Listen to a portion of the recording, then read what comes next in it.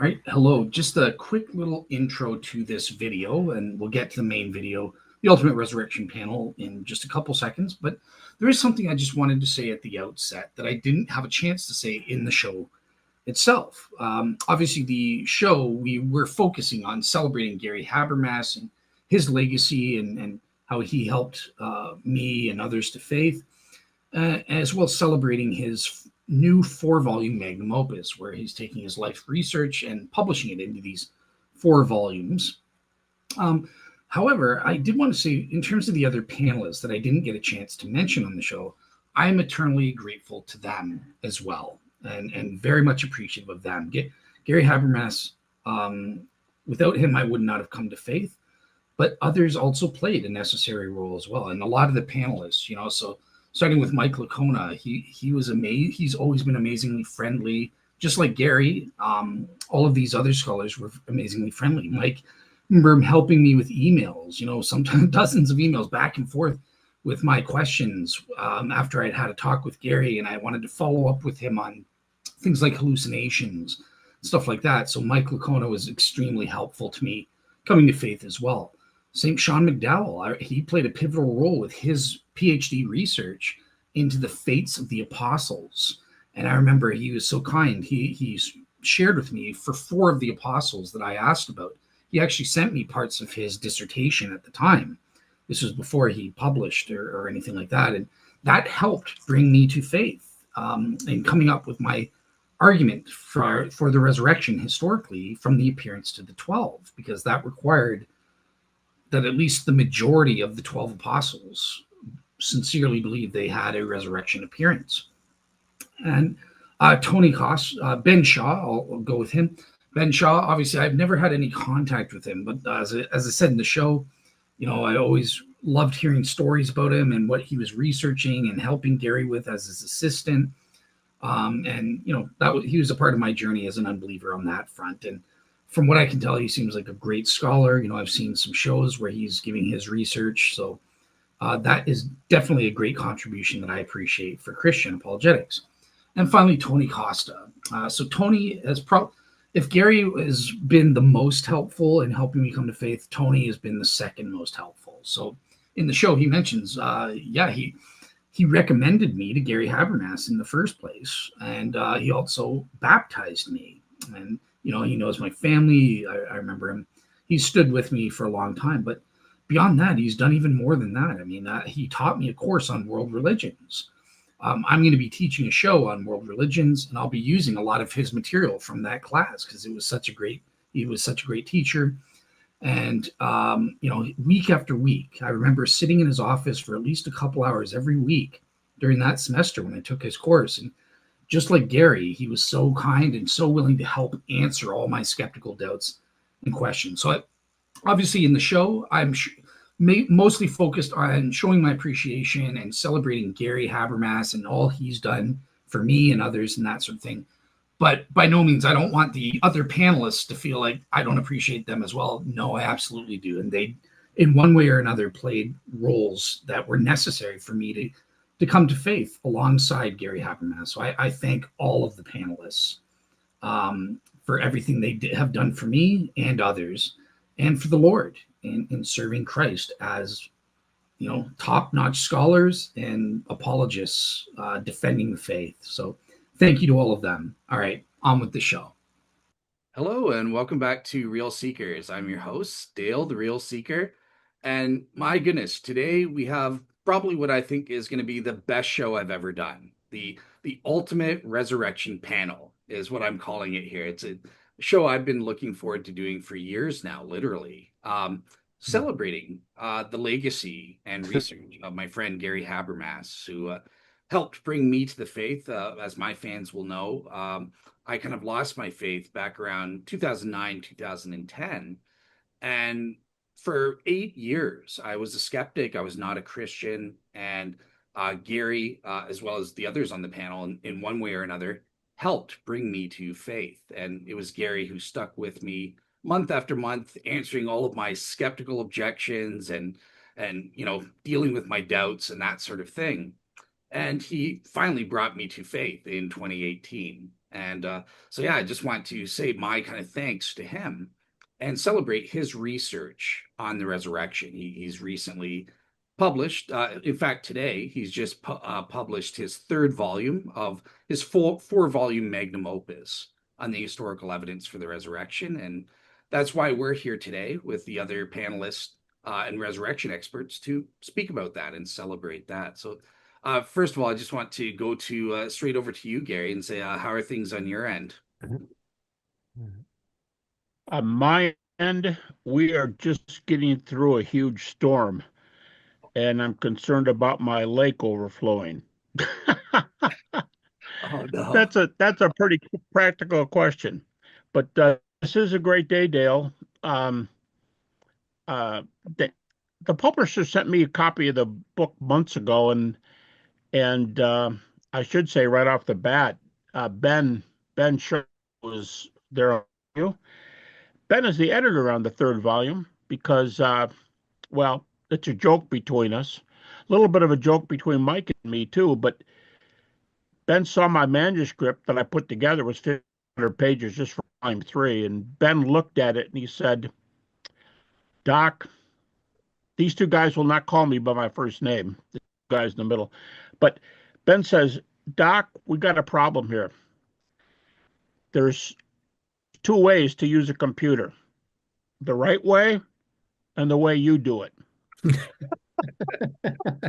And he said, you need somebody alongside you and really shape this thing up. Well, Ben had been my research assistant for, well, 13 years before he went on to another ministry.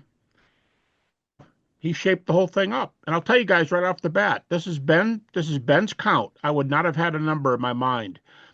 Ben said that third volume has just short of 8,000 footnotes.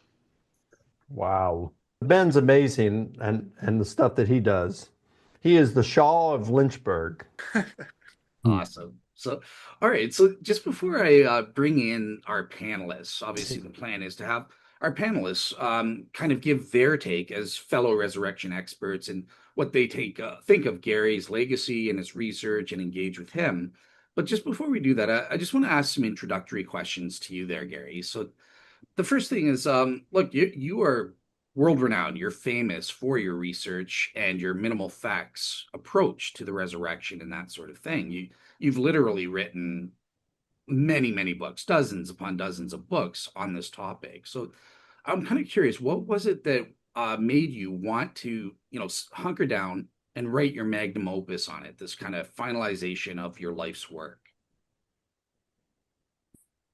Two questions there. I'll just answer the second one. First question, how did I even get on the resurrection? I was doing an interview. I was doing a podcast today. A host asked me, did I do the resurrection to help people with their doubts? And I just chuckled and I said, no, I'm not that altruistic. I got interested in the resurrection of Gary with his doubts. So that was my history. I knew nothing about the subject when I started. And many years later, that was the result.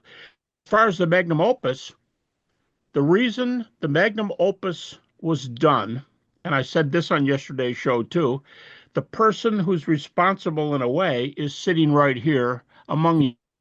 Now, Ben was my research assistant for 13 years, but it was Mike about, you could probably tell me, 15 years ago, 20 years ago, he had been bothering me is more like it. He had been bugging me saying, you need to write everything down in some books.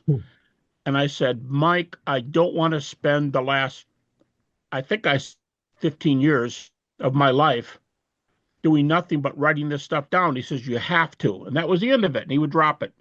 He would bring it up later. Have you decided to write this stuff out? I'm not planning to do this at all. Third time, you can do this. No. Finally, he said something to me that, in a way, Mike, changed my life. And it was a one-liner. And Mike said this, Doc, I'm not saying you're old or anything, but if you don't settle down and write this thing, Everything that's in your head on direction is going to die when you die. And I pretended like that didn't move me. I wished I could say it didn't move me, but it shook me up. And I thought, well, either I have something to share or I don't. I'm not trying to be cocky. I'm not trying to say it's all about me. But if there's things I haven't said yet, seems to me like I have to do it because this is for the kingdom. It's not for me. The kingdom's a lot bigger than me. And if it can be used by people out there, great. Gotta admit, Mike, very begrudgingly. Not, oh, I'm the man. I'm going to do this right away. Not like that at all. Very grudgingly. And Ben was my research assistant. And I said, Ben, what do you think? And slowly but surely we kicked it off. But because of that one-liner, do you want it to die with you? Mm-hmm. And Dale, I'll tell you, when I pushed the send button on the fourth volume in December, I rejoiced that a lot of editing would have to be done, but my job was completed in my mind. Awesome. All right, cool. Well, at this point, obviously you have 4 volumes that are coming out. This isn't just a one and done book. This is covering all of your research in 4 different volumes. Just for the audience, do you want to kind of very briefly summarize what each of those volumes are about and what people can expect to find in them? Volume 1, all 4 books are called On the Resurrection. And then there's one, and the subtitle that differentiates the books. The first book is called Evidence. And again, I got to thank Mike and both for that. Called me one day, what volume are you going to do first? And because I had all the material there, and we just had to pick, and I won't tell you which one I did. Laugh at me, but I one that I thought should go first, and Ben said, "No way! It's got to be Evidence first." And I said, "No way, Ben! I'd rather prime the pot first of all. I'd rather get people interested. Drop the Evidence book on them." And I didn't know this, but little beknownst to me, Ben called Mike on the phone, and they talked it over, not in my presence, and called me back and said, "It's on my side. You got to do Evidence for the first volume." Then I was talking to Mike later. I said, "Mike, is that true?" He goes, "Ben's exactly right, Doc. I don't know how you can do anything else. I don't even see a chance of doing one of the other ones first." And so it's because of Ben and Mike that the first volume is on Evidence. The second volume is called Refutations. And I emphasize they're mostly naturalistic alternatives, but they're not all naturalistic, because you've got Theodore Keim's 19th century, very influential German view that the tomb was not empty and Jesus was raised as a glorified spirit. He was not raised bodily. And so he's a supernaturalist. So they're not all natural theories, but any contrary theory, the main ones, are in volume 2. With volume 3, people will find this out soon enough. But volume 3, I make a break with the apologetics per se. And there's more in the world than just apologetics.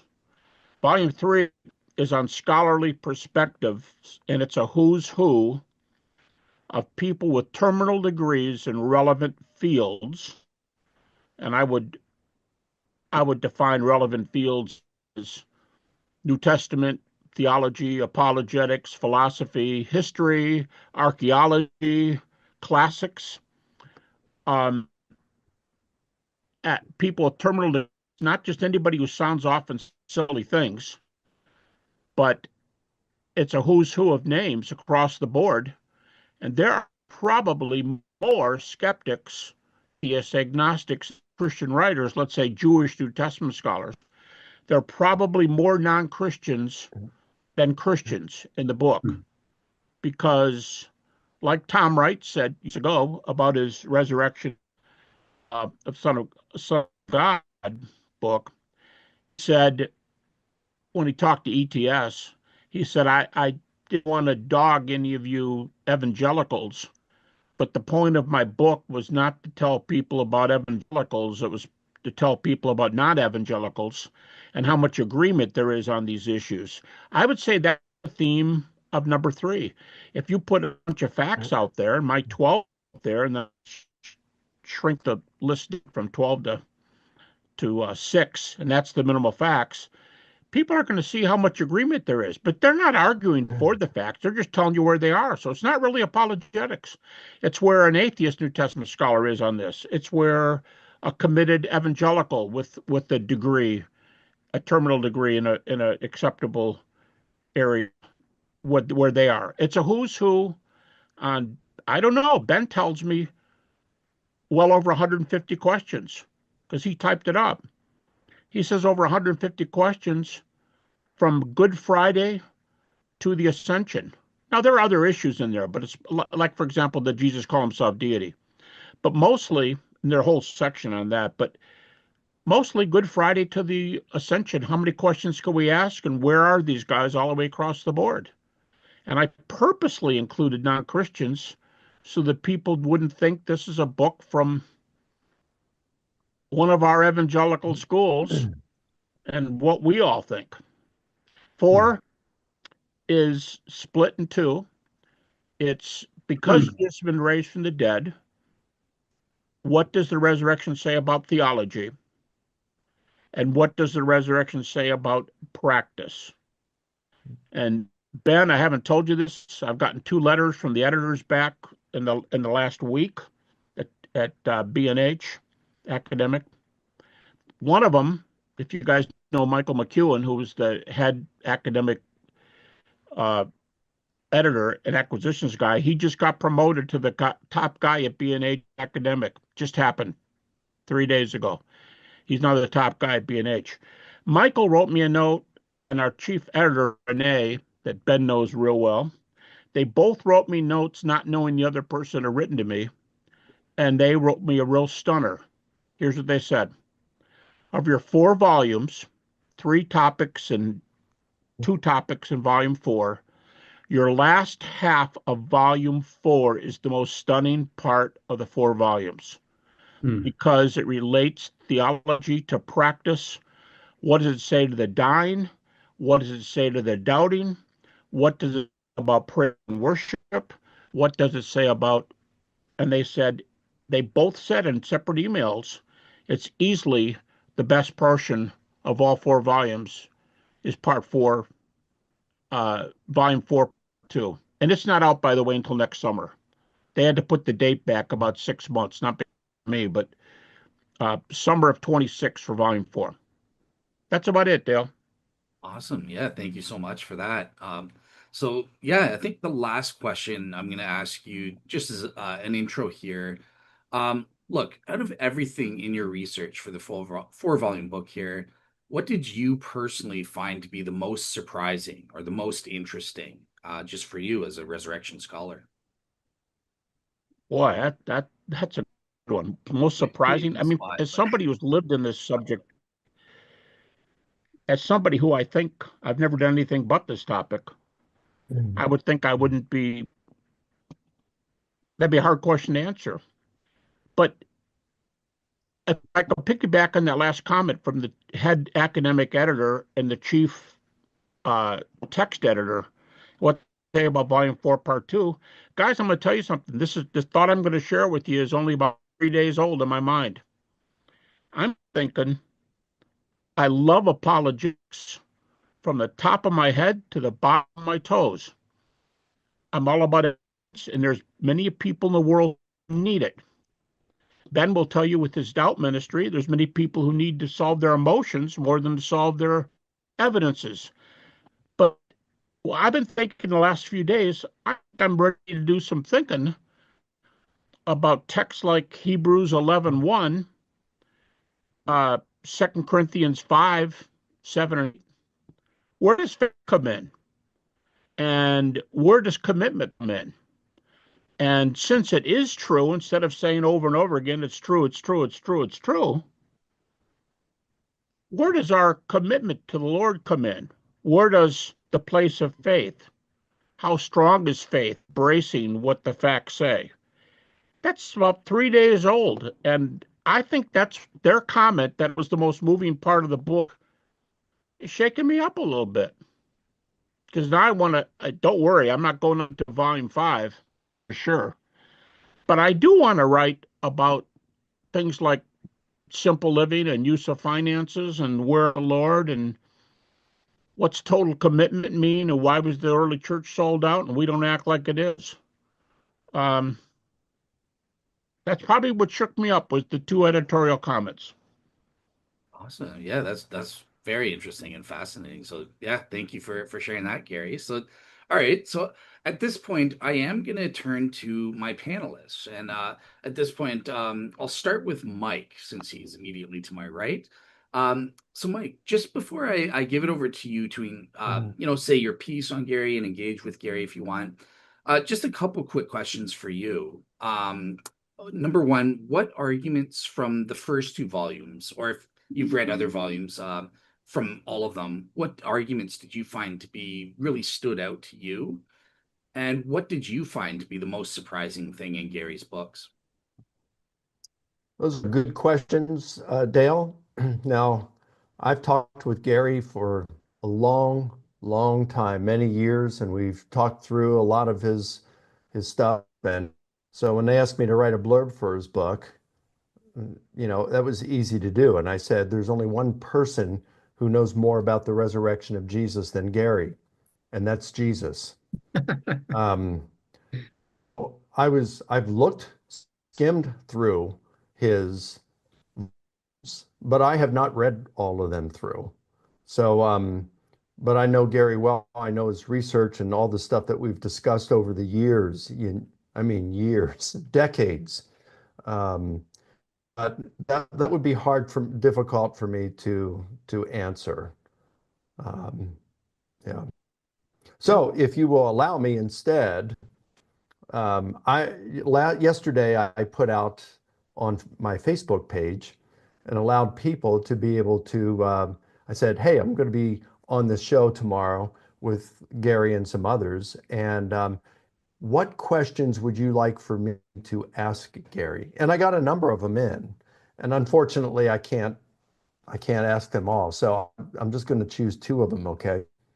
So Jojo Ruba asks, what is the greatest challenge to the claim of Christ's resurrection? And what is our response to it?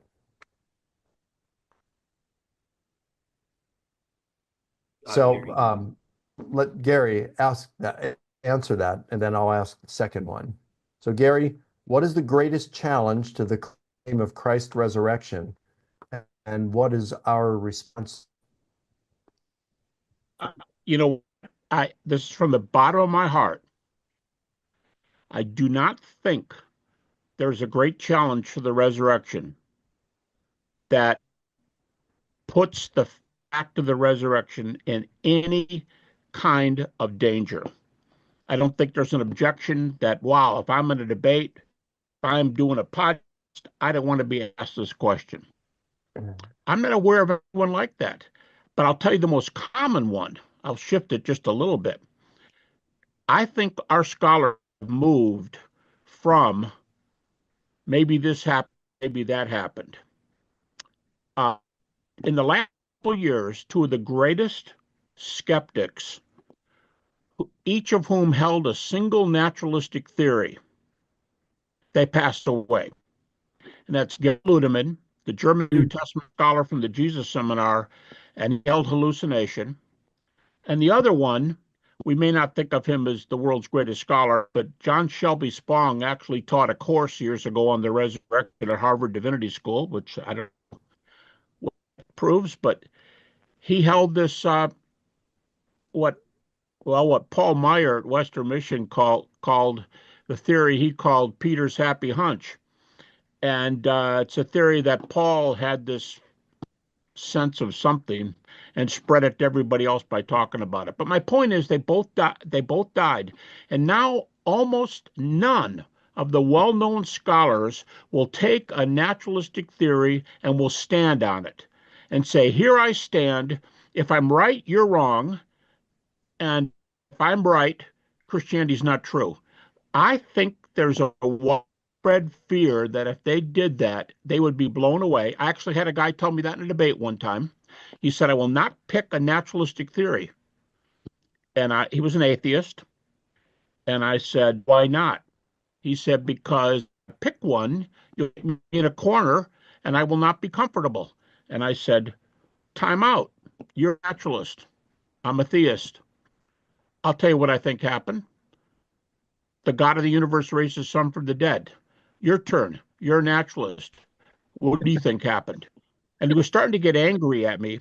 And he goes, great, great. So you want me to throw something out there? Okay, fine. The disciple stole the body. And I'm thinking to myself, yes, what a great thing.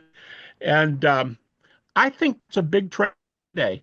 Naturalistic theories, one of them, they're not around, but I think this is the biggest objection. This is not a supernatural world. Those things don't happen. That's not the world we live in. I haven't seen a resurrection. You haven't seen a resurrection. You can say whatever you want, but I don't see any reason to believe in something like that. And a lot of you know, I won't explain this one, but that's why I started studying near-death experiences years ago. And I would argue like this: if there's an afterlife, and I think NDEs are virtually irrefutable, if there's an afterlife, then you ought not turn down a study of the greatest afterlife story in human history. If there's an afterlife, tell me why this story of the afterlife is wrong. So I think it's this is not a supernatural world objection rather than a natural objection. And that, by the way, is why I have an appendix of book 2 against naturalism. Cool. All right. Here's the second question. Boy, there's so many good ones too. I'll ask more, but here's this Mike Burnett. I think you know Mike. If you could only preserve one sentence from all your research, church 500 years from now, what would it be? Do you mean something apologetics, or do you mean something in application? Well, just from all, like anything that's in your ministry, your 4 volumes that's dealing with the resurrection, could be practical ministry, could be, minimal facts, whatever. All right, I'll give you a sentence. In one sentence, what would be one sentence that if the church only got one sentence from all your research that would be remembered 500 years from now, what would it be? Tell you what, I'll give you a sentence for each one on theory, one on practice. In theory, I would summarize a minimal facts argument. Mike, you talk about presenting the gospel on a postage stamp or talking to somebody, a taxi driver in 5 minutes. I would say for the theory one, if you can take the facts which are held by virtually every reputable scholar in a closely aligned field with a terminal degree, I would say that there's enough evidence to show assuredly that the resurrection of Jesus occurred. That'd be my sentence based on now, and it's not because they agree with it. They agree with it. That's just an explanation. It's not because they agree with it. They agree with it. That's where the evidence is. Okay, my practical sentence, the one I would save. You folks know that Mike was at the funeral, but my wife of my 4 children died in 1995. Mike across the state, literally across the state of Virginia, to be at the funeral. And the one thing I would say for practical is this: because Jesus has been raised from the dead, believers who follow the teachings of Jesus Christ can rest assured that we have eternal life in the kingdom with God and our loved ones and friends forever. Wow. That's pretty cool. I know that when my mom died and in 2013 and when my dad died a year later, I took great comfort at both times, to know, because of the resurrection, that they weren't, I mean, their physical body was dead, but they were more alive than ever. That they were alive at that very moment and in indescribable joy, and that I will see them both in the relatively recent future. That brought extreme comfort to me. So yeah, I appreciate that. Our dog died a few years ago, and it was heartbreaking to our family. And what was so heartbreaking to me, I mean, my wife will tell you, Debbie will tell you that I cried more when my dog died than when both my parents died combined. And it's not because I love my dog more than my parents. It's because I have the assurance I'm going to see my parents again. I don't have that same assurance with my dog. I mean, I'd like to think that I'm going to see my dog again, but I don't have that assurance. And it's like, wow, the sting of death really is taken away for those who are in Christ. And wow, just to be able to rejoice that I'll see my parents again. So yeah, that's really good stuff, Doc. Awesome. Well said. Awesome. So, yeah, just before I go to Ben, Mike, I'm just kind of curious. You are a resurrection scholar yourself. Where would you rate Gary's 4-volume books in terms of the resurrection scholarly literature? Is it, yeah, like what's your take on its place there? Is it groundbreaking or? Well, yeah, I mean, this is his life's work. And I'm really glad he did it, because I'd hate for it, all this he's done and accumulated in his head. I'd hate for that to die with him. So, I mean, it's the finest thing ever written on the resurrection. I mean, there's more stuff in there than anywhere else. It's encyclopedic. So, I mean, it's really important. And anybody who wants to become a resurrection expert, or to be able to have a lot of questions answered and to get deep into it, they will have to have these volumes. I mean, it will be a must that you have to have in your library, because there's so much in it. Awesome. Awesome. Thank you so much. So, all right. So I'm going to turn to our next panelist in order, Ben. And Ben, I haven't had the pleasure of meeting you until now, but I feel like I know you because I heard so much about you while you were assisting Gary Habermas during my unbelieving phase there. But yeah, Ben, before I turn it over to you to give your kind of 10 minutes to say what you want to say about Gary, just want to ask you the same questions. I'm kind of curious for you, what do you think were the arguments or evidences that really stood out from Gary's books, and what surprised you the most? Oh, those are good questions. The argument that stands out the most is cumulative force. I mean that metaphorically, but also physically. When you drop those books down, there's a force to them. And then you find out there's a second book with it, and then a third, a fourth. I used to carry them around to show people the thickness, and I'm just getting too tired carrying them. They're so big, and I get fatigued. That's why I try to work out just to carry the books. Um, but yeah, definitely the cumulative effect of the number of facts, but also the number of supporting lines of critical historical data that support each of the facts. But what's nice is at the end of volume 1, for example, there's a nice outline of the historical evidence, so you can get a quick snapshot. But then volume 2 comes in, and it's right back to work looking to see how those minimal facts apply to these alternative theories and how they all fall short. So it's really good. But also, the section in the very beginning of volume 2 has some chapters where Habermas looks at some 18th, 19th century scholars, particular scholars at that time, and present a alternative view to Jesus's death and resurrection. And then he'd contrast that with another group of liberal scholars who put together alternative theories against resurrection and just attack one another for their alternative theories, showing historical weaknesses of both, or how they fail to account for all of the relevant data. I thought that was a really great chapter, a good one too, just the history of alternative theories. So just seeing that, and it also for me personally, it's kind of comforting to see that there's nothing new under the sun. A lot of the things you hear today, So we can look back to those things. So pretty interesting there. And one of the things that I guess surprised me, now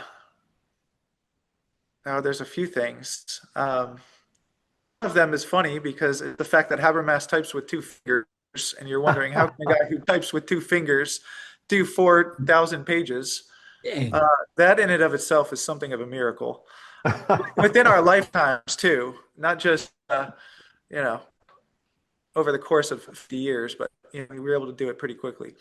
That's one of the elements, and just seeing the thought that goes on behind each volume and how Doc thinks and how he assesses the arguments, puts them forward, and is able to go down a rabbit trail and come back up 40 minutes later to that point of a rabbit trail and connect it all back. So those are some of the elements there that I found interesting, maybe or surprising. Maybe that's a little bit more behind the scenes kind of thing, but interesting less for me. And then some of the questions, I think I got just two questions. They're somewhat related. One is, well, I'll do this one first. What do you think is the role? Let me preface it with the first question Licona asked. What are some of the biggest challenges to the resurrection? And my thought didn't actually go to alternative theories. It went to unbelievers as being perhaps one of the biggest challenges. So how do we equip believers? So the question from that would be, what role does apologetics have or apologists have in the local church? How can they get more involved?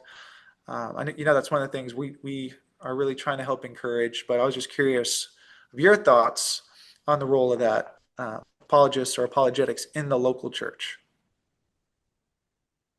Well, Ben, you asked that question, and people who don't know what you're doing right now, we can't read the name on your shirt, but it's good advertising for Core Apologetics. Ben and a fellow PhD, Ron Davis. Ron has been doing it for, 10 or 15 years, but he left the pastorate as executive pastor position to work with doubters. And he's had thousands of discussions with doubters, and he ended up doing his PhD dissertation on what the research says on doubt. Ben and Ron became very good friends, and Core Apologetics is a ministry that deals with two subjects, as I understand it. First of all, having the resurrection and other things in hand, what do we say to doubt?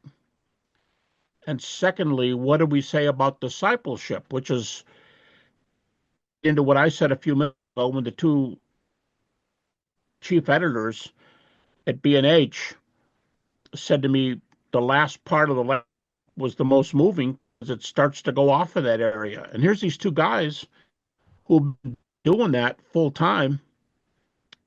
And for example, one of Ron Davis' finds, and it's been other places too, about 70% of all doubt is emotional in nature. It's emotional. It's not give me 50 evidences. Oh, thanks for the 50. Do you have 5 more? Oh, thanks for 5. Do you have another 3 or 4? No, because oftentimes those people are not 1 inch closer than when they asked the first question.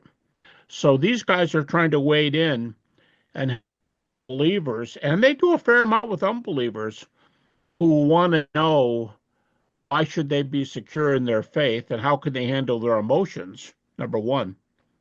And number two, how go on to follow Christ. Ben, when you finish volumes like this, and it took 13 years, and of course there were decades in my life of research and many, many books before that, I've never asked myself, but there is a time when you say, what needs next? Where do we go from here? It's not a 5th volume on the resurrection. It's something about waking up the church. Yeah. And I think you, Ron, are doing. I've done a piecemeal when people write me questions and say, how do you answer this objection? How do you, and almost always I say, I'll answer your question, but I don't think that's what you want.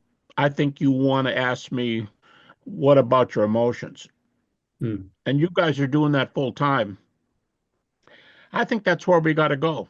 I think we've got to go from it's true and it's not being disproven anywhere. So what are y'all going to do about it? And if I just picked one question, Ben, I would ask from that. It'd be this. I'm prejudiced that this would be my question, but I would say, if you're interested in the kingdom and you're interested in people taking further steps, what are you doing with your finances? Because I think in a, you know, in North America, we have two Canadians here. I think in North America, finances run our lives. We're into what we have and what we want and what we. I'm wondering who else could use some of that, and how radical should I be into giving, and how radical should I be into helping people get through their doubts? And do I just give them an answer and go, or do I deal with them? So I'm now, you can tell what's going on already in just a few comments. I'm wondering, where do I go from here?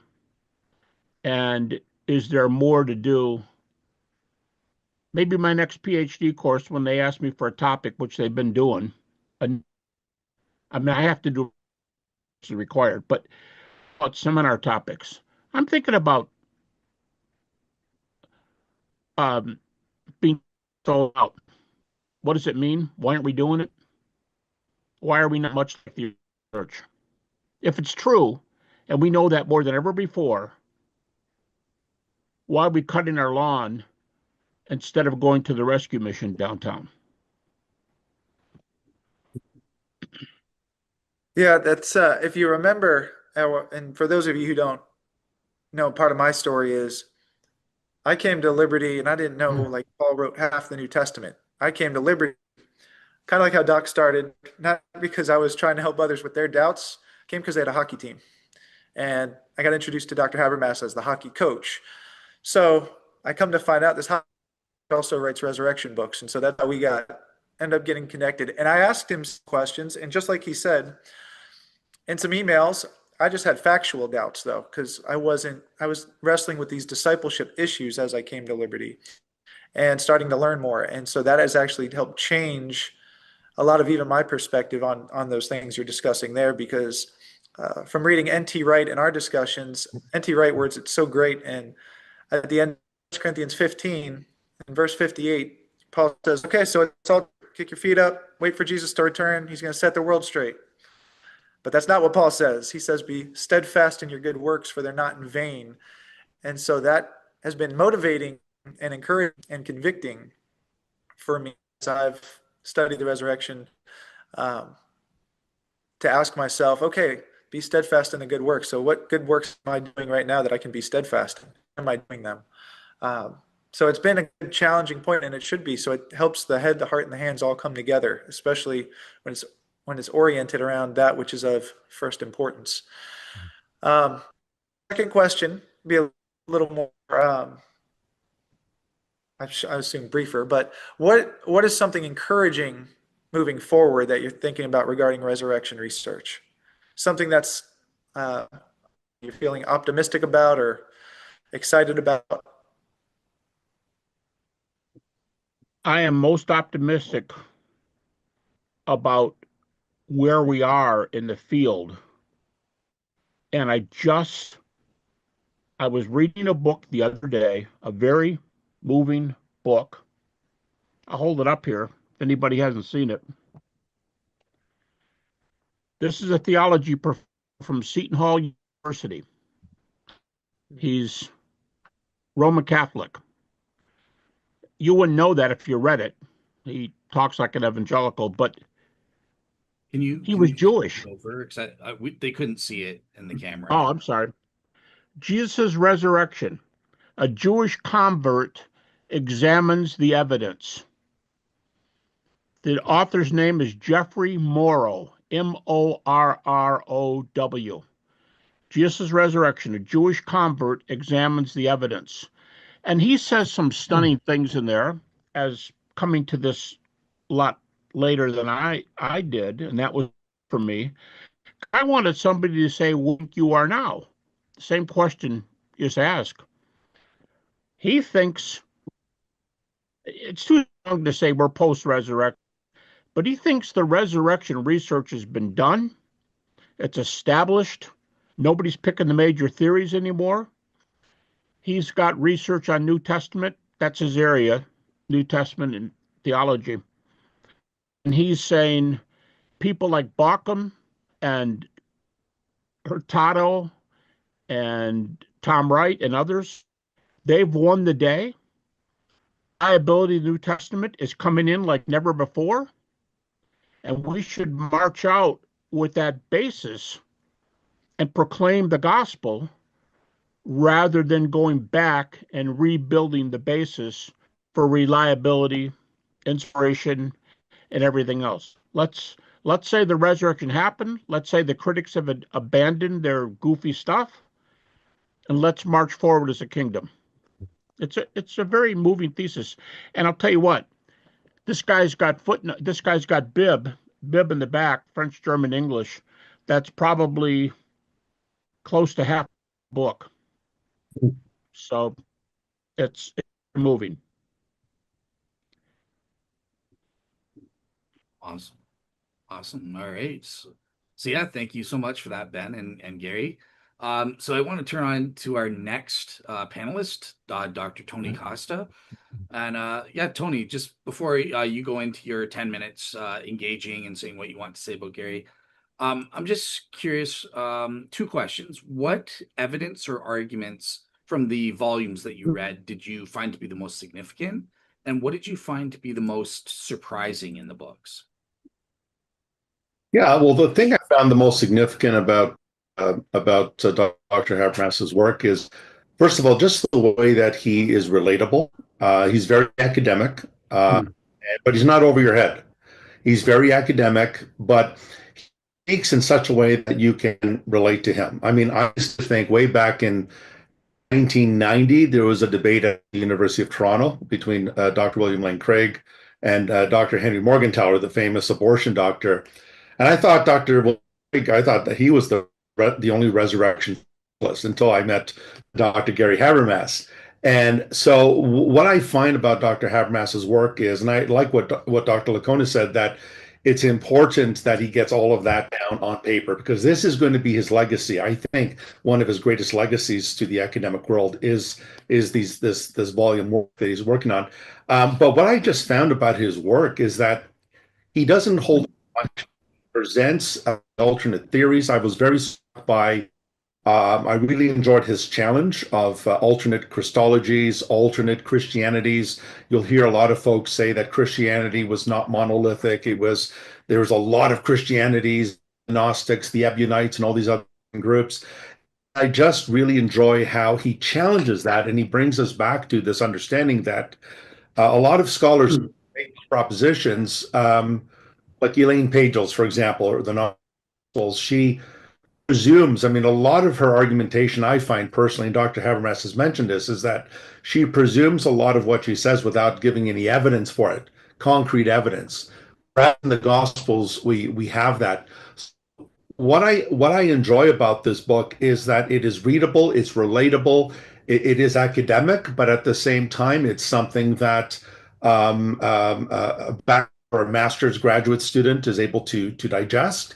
And I just find that is his primary strength. I was also, and this is not related to Dr. Habermas's book, but I was very struck by the fact that he spent time with the famous atheist Dr. Anthony Flew and engaged him on the resurrection and the reliability of the resurrection of Christ. And that to me speaks volumes, that Dr. Habermas is not just someone who just was in an ivory tower writing on resurrection studies, but that he actually spent time with Anthony Flew and shared the gospel. It was I guess an evangelistic outreach as well. So I just find Dr. Habermas, his work to be very winsome. It's approachable. And I would say those are the main features that really strike me. But I really liked his engagement with the whole argument about the alternate Christologies. And when I did my doctoral thesis, I worked on worship and the risen Jesus and the Pauline letters.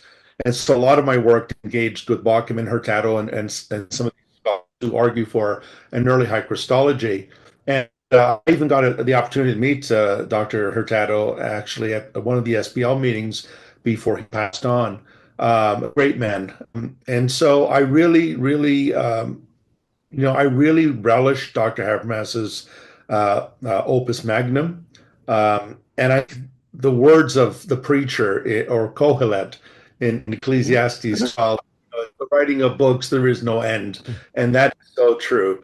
But I think that Dr. Licona's advice that Dr. Habermas write this down, put it down on paper, posterity's sake, I think that's going to be a tremendous blessing to the church and to the academy as well.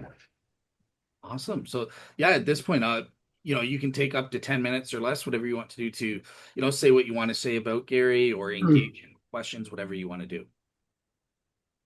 Yeah, well, I was just going to ask. Dr. Habermas, a lot of my fathers and students I usually ask, what are the best books to read on just a beginners on apologetics on the resurrection? What would be your recommendation for these who are zealous to defend the Christian faith, but they really want to start learning about the resurrection? What would be the best beginner's book in your opinion? At the undergraduate level, Tony? Yes, I wouldn't send him to or Mike Licona or any of those 4 volumes. But I'll tell you what, I'll just go back to some of the ones I was teed on. Back when someone told me the argument, I thought the argument sounded good, but I have no clue if the resurrection happened. An old time book, first of all. James Orr's book, The Resurrection of Jesus, a brilliant book and a brilliant treatment of naturalistic theories from 1908, as I recall. Wow.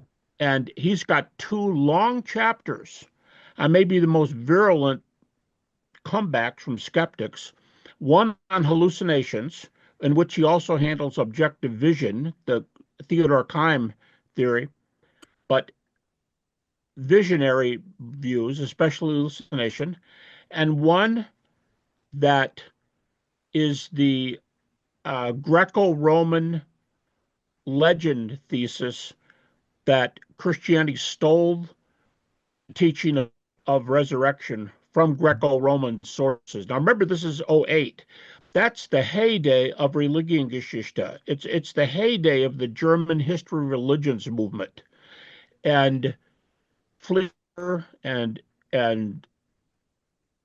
so many others, they're doing this thesis, and he's writing while it's alive, while it's dominating. I would say James Orr's Resurrection of Jesus.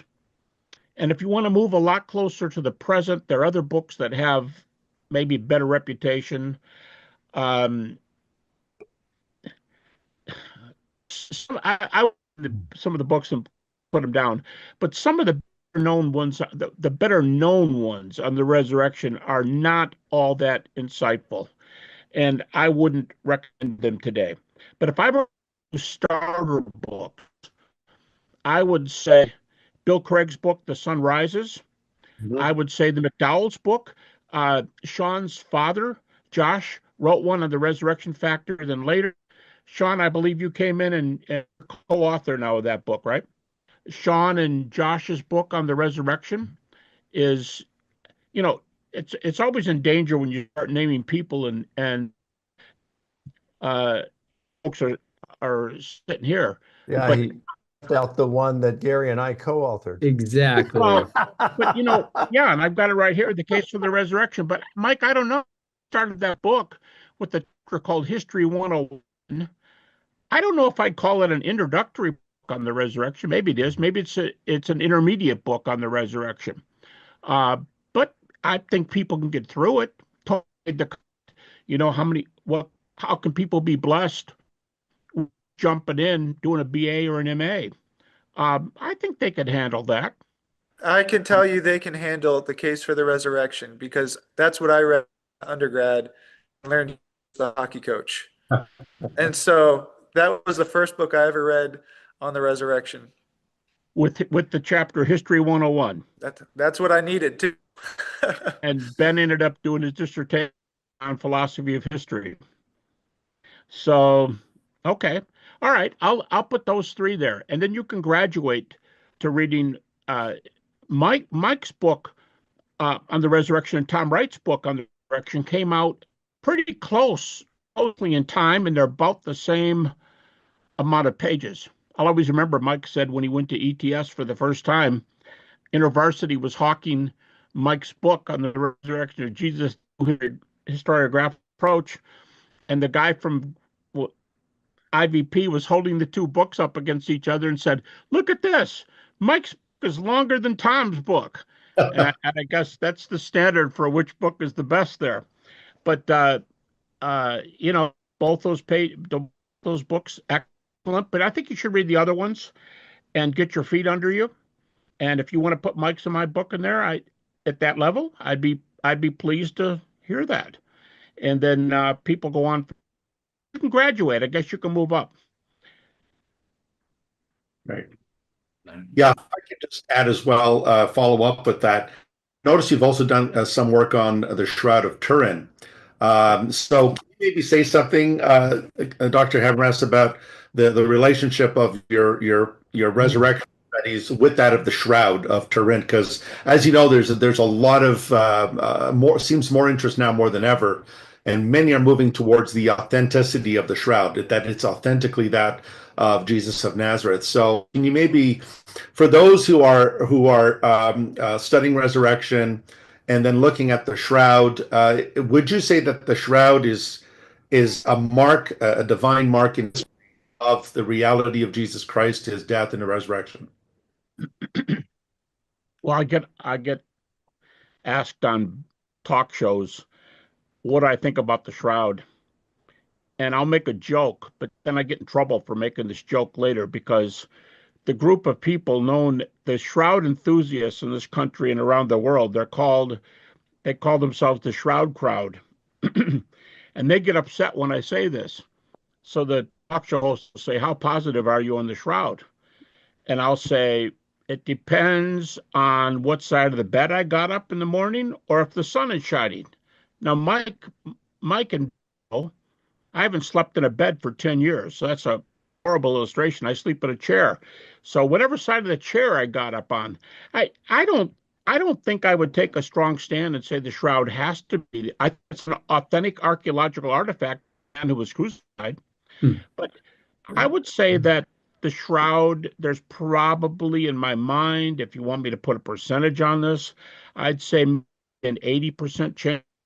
And on good days, I think people, science, get in there and go after the Shroud like I can't go after the resurrection. And the critical group hasn't done anything against it. And just recently, I've noticed the last few weeks that 2 or 3 of the top New Testament scholars have endorsed the Shroud. Mm-hmm. The latest, just recently, Ben Witherington just wrote, he's done it before, but Ben just wrote on it and said he endorses the Shroud. He also, as you know, co-authored a book with the Jewish scholar on James's ossuary. But Ben, I think more people holding it a little bit arm's length because it seems like what a colleague of mine at Liberty here calls dirty thumbnail apologetics. It's like you sort of get in, but you're not really doing the heavy stuff. But as they see that the theories knocked down one by one, and they're not, and this theory is from a lot of university physicists that the image on the Shroud is from a man who was crucified, and there's radiation coming out from the dead body, is by far the most theory. So I hold it there as an evidence, but I didn't say, if you look in the index, the Shroud is mentioned a lot, but not because I treat it. Right. Then when I'm doing refutations or evidences, I'll say, and if the shroud is authentic, you ought to bring it in here. And that's all I say. I got 2 books on it, and there's evidence there, and more stuff's coming out. I'm happy about. I wonder what happens if the Lord is. I mean, what if the Lord allowed that for this day and age? I don't know, but it's a lot of people. Well, I'll tell you guys a real brief story. I've got a book up there. Some people call it the best book on the shroud. It's by a leading shroud researcher. It's an encyclopedia of the shroud. Well, I'll tell you the story. He's a lawyer, and every day he would walk across the street into a coffee shop, get a cup of coffee, sit down, grab a newspaper, see what's in the news, put the newspaper, go back to his office, and do his late afternoon work. He walked across the street one day, and he was walking past the newspaper section for something to read while he's having a cup of coffee, and he sees this book called Verdict on the Shroud by Ken Stevenson and Gary Habermas. Ken was the scientist. Ken was the spokesperson and editor for the group that investigated the shroud in 1978, the Stirrup Group.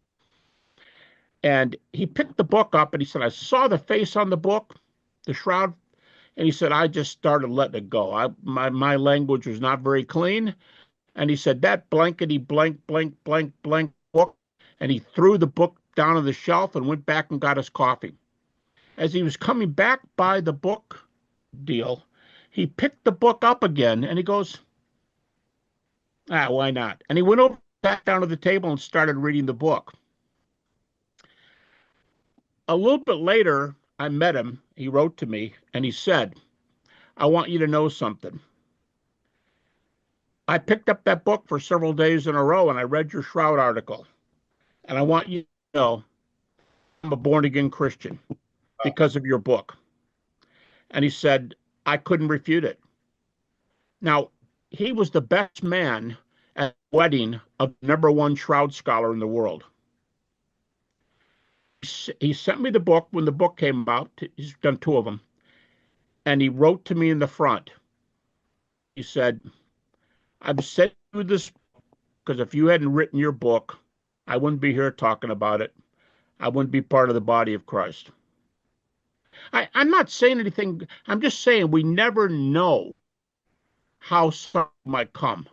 Mm-hmm. And it might come from hard historical evidence. There was a famous philosopher years ago, Bill Alston at Syracuse, who to Christ at a cathedral in England because as he looked up to the sky and saw the cathedral pointing up, he was overcome with the glory of God and became a believer because of the majesty of Christian theology. And for the rest of his career, he devoted his life to Christ. World famous philosopher. We never know how people come. So. Awesome. Well, thank you guys. So yeah, last but not least, he's been waiting patiently. We have Sean McDowell. So Sean, yeah, just before you go into your 10 minutes with whatever you want to say or ask Gary, just a couple quick questions for you. What did you find to be the most standout arguments or evidences in Gary's books? And what did you find to be the most surprising? Yeah, 2 things stood out to me, Gary. I feel like I've been waiting for decades for the 21 arguments for the empty tomb. Telling us that they're coming. You've hinted that there's about 2 dozen, and I've always been wondering, well, what are they? When is he finally going to give them to us? And they're in this book, and I just love it. I haven't seen it anywhere else. I appreciate that. Rate them from stronger to weaker, and you start with what I think is the best. Like you've said the same thing about the women witnesses. So to me, that's worth the price of the whole book, which is not cheap for the record, but it's worth it. Second, I loved the section on the medical evidence for the death of Jesus. I was not aware that there were so many medical studies that were done. You know, the famous one is the 1986 on the physical death of Christ in JAMA. And I was aware of a handful of others, but I should have checked how many pages that you go on and on comparing and contrasting and assessing. And that brings me to what's most surprising about this is how much new information there is in this. Now, the structure, the basis of it is what you would expect from Gary Habermas. You haven't shifted in that. But I'm reading this going, I haven't heard this quote. I haven't heard this argument. So I'm actually, if you had to do your best to assess, and I know this is hard. When I helped my dad update evidence that demands verdict, I counted the number of chapters that were new. I looked at their length, and I looked at the chapters that we just did and tried to assess how much we changed. And my best was like 75% new material. I think that's a fair estimate. What would you say, at least in, let's just say the first 2 volumes, how much of that, if you had to guess, is new material? No, Sean, I missed a couple words that probably changed your question. Did you say you think that your book with your dad was 75% new material? Are you saying that about what? Evidence that there's a verdict, I think, is 75%. The 2017 update is 75% new from the 1999 version. I can almost reach across my desk and pull the shelf right there in front of me. Yeah, you know something? I was doing my PhD when that book came out. Wow. Not the new one, but the first one. It was 72, I think. I was doing my doctorate in 75. Right. So that was why I was in the car. I was popping in tapes into my tape machine on the way to Michigan State, listening to your dad lecture. Amazing. And with that famous back of the book of him lecturing what school he was at. Yeah, and you know what? I would agree with the volume 1 and volume 2 that your dad did, because at that time there was some basics on reliability and some stuff on the resurrection. But apologetics in those days, it was not developed like it is today. That's right. Just in the group that's here, apologists, if you're going to do a PhD related field, you have to invent a new area to work in. You want to go back and say 41 arguments for the Gospel of John's reliability. Now, Craig Blomberg has done that in a huge book, and he calls it the 4th quest for the historical Jesus. That's new. You guys broke some new ice with that. Your dad, before you got involved, and then he was quoting all these people. So we realized at that time, he didn't say it per se, but we were realizing that a lot of scholars who we don't really think of as dyed-in-the-wool Christians are admitting this and that and this and that. So a lot of those quotes and bib in there, I think, are good. I don't know if I should ask Ben or Mike that question. I don't know if I have a thought for how much of what I wrote is. Okay, here's one. All right, you're 21 arguments for the empty tomb. And they're all way constructed minimal factually by using arguments that critics allow, not by saying the tomb is empty because John 20 says so, period. I think maybe, I think one of the things is that the 6 minimal facts upon which I base a minimal case for the resurrection, I was surprised when I counted how many evidences there are for each of those facts, arrived at the way critics do, and not so, I go from big to small sometimes, but I don't mention the ones that are too small to even be mentioned. And those 6 facts had an average of 15 evidences per fact done critically.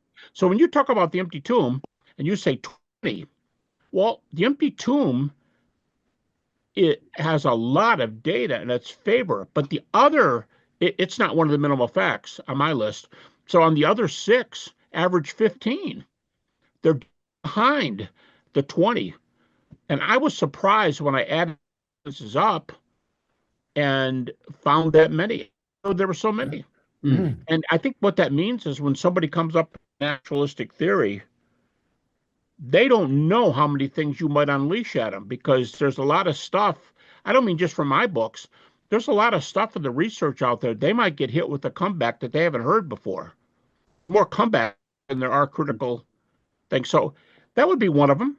You mentioned the empty tomb. I mean, they're all like that, though, with 15 to 20 evidence is per.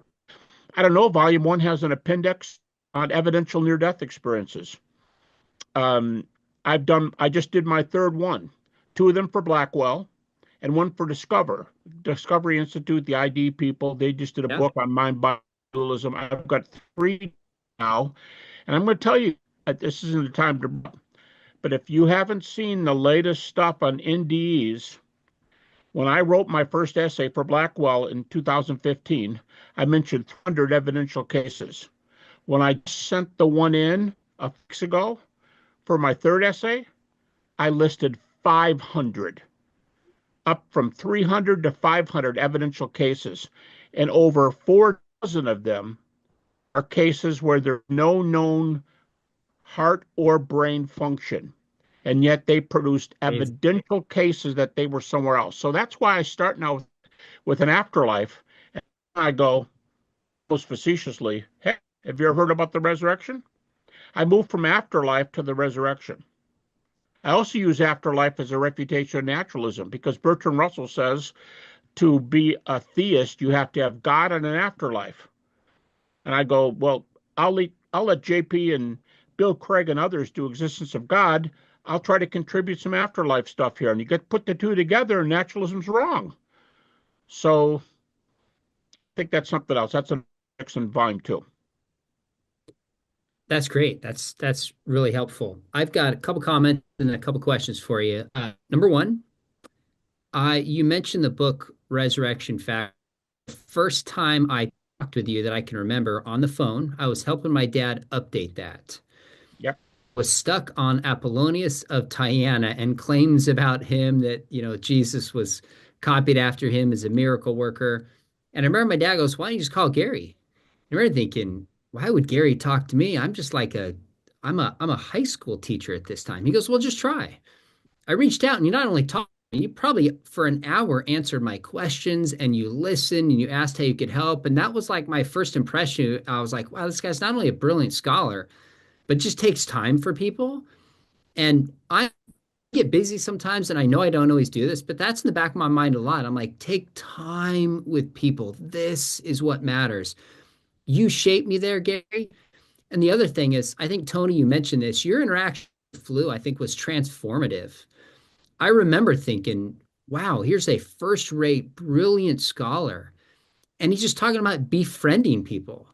And you never tried to own Flu. I think you could have. He was obviously brilliant. He was getting a little older, didn't know resurrection as well as he knew other stuff. And you were kind and you were gracious with him. And I just thought, that's the kind of apologist I want to be. Now, I have 2 questions for you. Interestingly enough, I was at Cal Poly, San Luis Obispo, Monday night doing a Veritas forum, and I believe that they told me that's where one of your dialogues with Flu was a number of years ago. Yep. The book came out of that. Is that right? Yep. All 3 of them have been published. Yep. All 3 have been published. And I was dialoguing with an atheist, and he made this argument. I'm just going to tell you a response, and I'm curious if you agree with me. If you don't, correct the record. He started off in our opening remarks, and he said, you can't argue from the resurrection to God and then turn around and argue from God to resurrection. Circular. And I simply said, well, if you don't start with the assumption that miracles can't happen, and we have an understanding of miracle as, say, a divine action that can't be explained naturally, it points towards divine action, then it seems to me if we qualify as miracle, that could point towards God. On the other hand, we could arguably establish the existence of God through cosmology or through consciousness or fine-tuning. That seems to point towards miracles being probable. I don't think it's circular. Do you agree with that? Would you add or take anything away from that response that I gave to him? The first half of book 4. People may just. I'll be surprised if anybody says they notice this, but since I've been saying it out loud, more people will be saying it. I do not call the resurrection a miracle until volume 4, because miracle is a very hard philosophical case to make. Now, I define miracle in book one, but I don't say what I think the resurrection is until volume four. And in volume four, I start with a discussion of a theistic universe. What does it take to have a theistic universe? Why naturalism fails? Then I go to the claims of Christ, and I'll use the old argument that's everywhere in resurrection books. If God raised Jesus from the dead, what he says about himself must be true because God would not raise a heretic from the dead. It's an old theory that sounds like a Sunday school argument, but try to refute it. If there's a God in the universe, and if Jesus made those claims, and if God raises him, is the problem with God unless Jesus is who he said he was? And I think the clearest textual evidence for Jesus' self-claims is before uh, the Jewish leaders in Mark 14, 61 to 64. And by the way, a number of the top New Testament guys, Craig Evans, Wright, Mike, some of the top people are going to that passage now. Is Darrell Bock's book on blasphemy and exaltation in ancient Judaism, where he told me he was at a sabbatical at Tübingen, and he did everything for 500 years on that subject in Jewish thought. And when Jesus said those things and the high priest tore his garment, he was doing the right thing. If this is a lie, it's blasphemy. Nobody makes these claims. So either Jesus is, or he's a blasphemer. Now, if he is who he says he is, that establishes it's a theistic universe. And what is a miracle by definition? A miracle is an event performed by God for a certain purpose. Now, I'd be happy to use David Hume's famous illustration, except everybody hates the word violation. It's not a violation. Right. But to say that God raised a man, by the way, David Hume says it would be a miracle if a man was raised from the dead. The second half of that sentence is because it's never been observed at any time. Darn, he's just as good as the naturalists today. They won't listen to you because these things don't happen. They don't refute it. They just say it can't happen. So if it's a theistic universe and God raised Jesus and confirmed his message, now, as Tony mentioned earlier, now we've got to go for the high Christology of Bauckham, Hurtado, Mike stuff, right? The high Christology. Oh, by the way, there's a whole second generation of high Christologists that have come out now, and their books saying they've won the debate. High Christology is the way to go. And if Jesus, that's all the more blasphemous. So no, it's not circular. And by the way, that argument is from Tony Flew. It's one of Tony Flew's arguments. So here's the way he does it. You argue that the Bible is that the Bible proves the resurrection and the resurrection proves the Bible. That's circular. But we hopefully don't argue that way. You have to break the circle. And you break the circle by using the claims critically, in my opinion, then you know what he's claimed, which leaves the Father in a very bad position if this man is a heretic. And if God did, that's the definition of miracle. Definition of miracle is to perform an event that nature's laws cannot perform, and God performs them in nature from outside. Now you got a miracle. Now you got a theistic universe. And if you throw in there life after death, if you throw in there other things, we've got a whole theistic picture. And I think the resurrection fits very nicely into that package. Love it. That's great. Here's my question for you. And then at the turn of the hour, I have a tight deadline. I'll have to drop off if you guys keep going. But I guess two-part, and you can just give us your quick take on this. Do you recommend that students do doctoral work on resurrection studies? And if so, are there particular areas that you think could be done? So, for example, on the apostles, people ask me that. When it comes to the Apostle Thomas, there's two lines of evidence, the St. Thomas Christians and Acts of Thomas. And there's debate about whether they're independent or not. If somebody could really show dependency or independency, that would be really helpful assessing tradition around Thomas. But I don't have the ability to do or the time. Is there anything reading this you thought, you know what, doctoral study students could study this and this would be helpful? Or are you saying we need to all pivot and start talking about the radical, living it out the way that you described? Well, I think that depends on what area they're doing their PhD in. Is it straight theology? Is it a ministerial field? Is it apologetics? But yes, Ben is sitting here. When Ben came to the school and was playing hockey, he was the one of the captains on a very good ice hockey team. We were ranked in the nation every single year. When I saw Ben walking down the hall, I knew Ben, the hockey player. I didn't know Ben, the apologist. And then one day he came up to me and he said, "Yeah, I'm finishing the MA in the philosophy of religion, and you want to come to my master's defense because I'm asking, are the minimal facts a legitimate argument?" And I said, "What? I see you on the ice fighting and scoring goals, but I'm not sure." "Yeah, I'll be there." Sorry, I didn't know Ben. But Ben did his dissertation, his PhD dissertation, chiefly on the question, can an historian, qua historian, say that Jesus raised from the dead? That's a new one.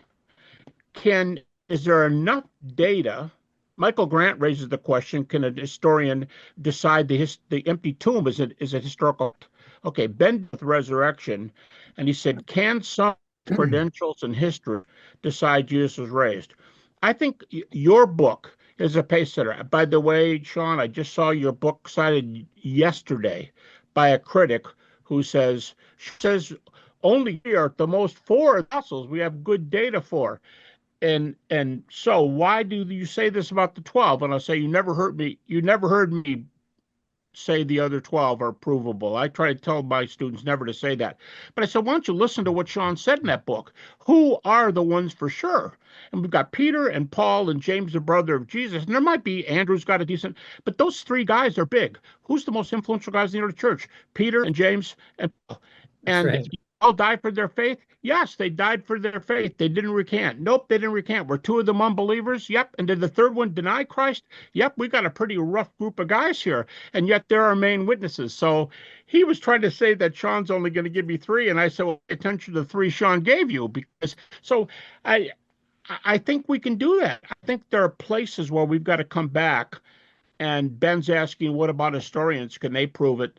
Mike did a very unique one where he took individual theories and did it. So I think I wouldn't just send somebody to resurrection. I require a course, like I said, I teach in resurrection, but I wouldn't just class, hey, why don't you do your dissertation on the resurrection? I don't think I ever suggest it.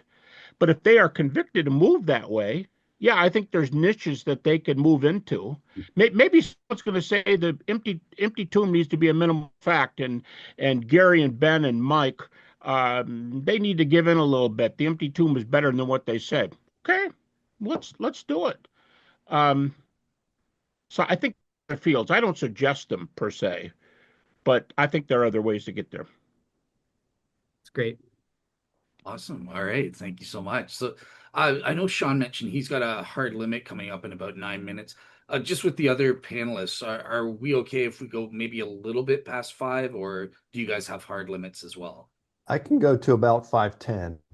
5:10. Okay. Okay, cool. So at this point, we are done with the panelists, but believe it or not, there is a panelist that I invited, but he couldn't make it. And we did a pre-recording video. So this is Dr. Craig Keener. He was very desperate to contribute his congratulations to Gary as well. So let me just play that little 5-minute video clip. Okay, so sharing screen. And there we go. Is that showing up? There we go. All Nice right. beard. Nice beard, yeah.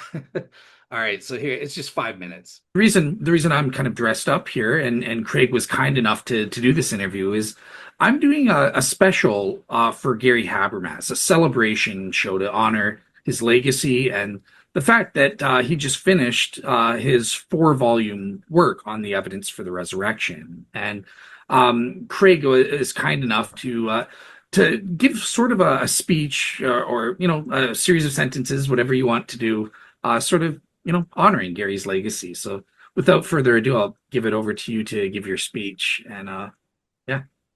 Maybe in honor of minimal facts arguments, I'll keep it short, but that's just a joke. But yeah, Gary is the kind of the father of this research, I think, in evangelical circles. He is, I mean, Mike Licona is one of his proteges, and I certainly have learned very much from Gary and from Mike, some of which Mike got from Gary, and he's been persistent with this, and he's been so kind. I don't know how he can answer all of his emails and mentor so many people so closely. I mean, there's only so much time in the day. I try to do my best, but I can't keep up with everything. But Gary is faithful in all that. He's a down-to-earth guy, so friendly. And this is a magnum opus, these 4 volumes. Now, having said that, I've only read 2 of them so far, because I think that I don't know if the third one is out. I've only seen It's 2. coming out May 15th for the third Okay. one. So I haven't seen it yet, but he's just such a thorough researcher and so incessant with his logic, and yet fair to the different views. His minimal facts approach is also very important, not just with regard to the resurrection, but it's important for building common ground. It's like Paul in Acts chapter 17 on the Areopagus. He starts by building common ground. And when Paul preaches in synagogues, he starts from Scripture, which makes sense for people who accept Scripture, but for people who don't, he quotes Greek poets in Acts 17. Everything he says is biblical there, and everything he says in Acts 14, 15 to 17 is biblical, but he frames it in a way that would be intelligible to the people with whom he's dialoguing. And Gary, in the same way, is able to dialogue with the rest of scholarship. And I think it's a great approach, and it's been helpful for, I think, all of us. All right. So that's what Craig had to say in terms of your work there, Gary. So yeah. So at this point,